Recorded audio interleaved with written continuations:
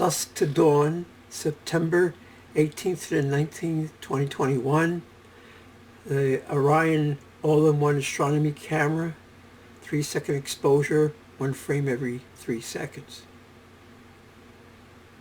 What do we have? We have the night sky. I pointed in the same general direction, but not always exactly the same. This one looks a little bit more north to me. It looks like maybe the moon was out that day because the trees are lit up. But that doesn't mean that there's not going to be anything interesting in the sky at night. So I set it up. If there's something bizarre, I want to capture it. Just because the moon is out means, oh, I can't go out and do astronomy. I was just capturing star fields and transient phenomena. I see meteors, regular meteors. That might have been a meteor, or maybe it was a satellite. It's hard to tell because it just ended abruptly. Sometimes meteors are short like that. If they move slow, they could be on a couple of frames. But you have to go back and study it and figure things out. And man, I'm reviewing these for myself. I'm reviewing them. I say, what the hell was that? Like strange things do happen. Some nights there are no airplanes. Other nights there's tons of airplanes. So meteors, meteors are few and far between. Maybe I keep saying this. Maybe I point the camera in an area of the sky where you don't get too many meteors. Satellites, sure, there are tons of. They say there's since the beginning of the space age, there was only 7,000 satellites. A lot of them burned up and fell down. But then Musk alone, with his Starlink, put up 12,000. And now China wants to put up thousands. Amazon Leo wants to put up thousands. Other countries are rushing to put up satellites. So there's going to be a lot of interesting things up there. I call it clutter because if you're looking for meteors, fireballs, and bolides, these things just get in the way. And, it's extra stuff that it's interesting to note the frequency, the increase in frequency over the years. And it's only going to get more pronounced moving forward. I don't know what the ultimate limit of how many satellites you can put in orbit, because eventually you won't be able to shoot anything in outer space. It's going to hit something. So there's that.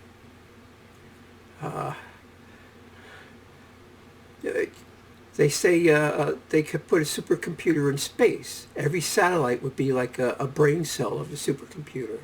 And it'd be hard to get rid of it. But, near Earth space, there's still a lot of drag from the atmosphere on very small objects. Starlink is very small, and they tend to have a lot of drag, even though they're 500 miles up. So if you put a distributed supercomputer in orbit, you'd have to keep replacing those units or cells that are burning up in the atmosphere. Back in the olden days, they said you only needed 4 satellites to cover the Earth with communication, the geocentric orbits. But now they want to put a whole bunch of small satellites closer to the Earth because of latency or something. So, but I still say that these satellites they're beaming signals down to the Earth, and we don't know what sort of signals they're beaming down, how good or bad the people are who are running this program. And maybe some of these signals can be picked up directly by the human brain.